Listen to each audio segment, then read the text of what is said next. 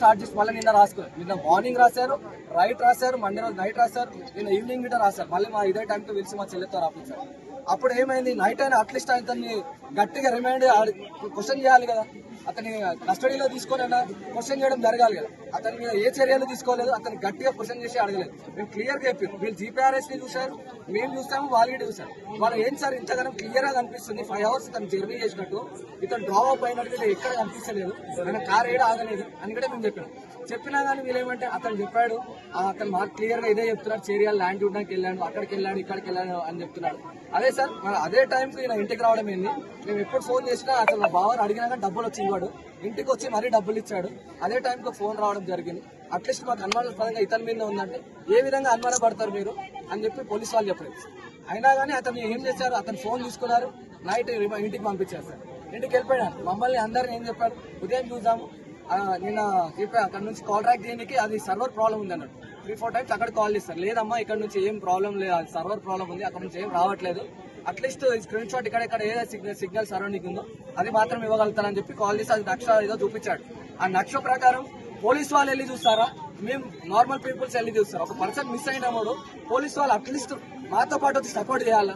ఏ police ఇక్కడ నుంచి ఒక 3 ఉన్నారు, ఈ రోజు వచ్చి 50 మంది నిలబడి 100 మంది నిలబడి ప్రొటెక్ట్ చేస్తారు. నిన్న మిస్ అయిన పర్సన్ కి ఒక్క పోలీసు వాళ్ళు వచ్చి బయటకు పెట్టలేదు. మీరు వెళ్ళి ఎస్ఐ గారు అంటారు, మీరు వెళ్ళి సరౌండింగ్ గా వెతకండి అంటారు. ఎస్ఐ గారు ఎత్తుకాలా, కానిస్టేబుల్ ఎత్తుకాలా, మేము ఎత్తుకాలా?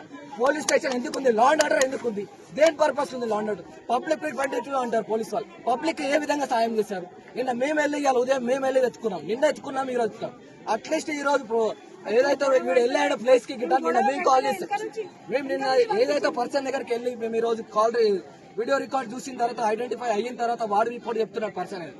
ఆ పర్సన్ కి మేము కాల్ చేసి మాట్లాడినందుకు, సార్ ఇతను అక్కడికి వెళ్ళాడు, మాట్లాడాడు, మాకు తెలిసిన వాళ్ళతో ఉన్నాడంటే మీరు ఎందుకు కాల్ చేసి మాట్లాడతారు అని చెప్పి మాట్లాడి క్వశ్చన్ ఇచ్చినారు ఈ పోలీసు వాళ్ళు.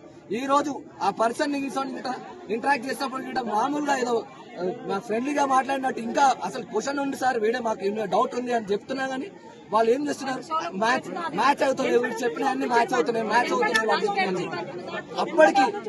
అప్పటికి మేము చెప్తూనే ఉన్నాం, వాడు ఎవరైతే ఒక పర్సన్ లేడీ ఉందో ఆ లేడీకి కాల్ చేస్తాం. మేము వాడు చెప్పిన తర్వాత నాకు వేరే అది అని చెప్పారు.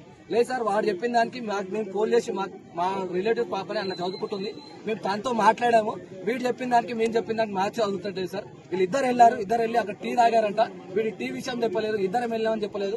లాక్ ఒక్కరిని తీసుకొని వస్తున్నాడు చెప్పిన తర్వాత ఎస్ఐ గారు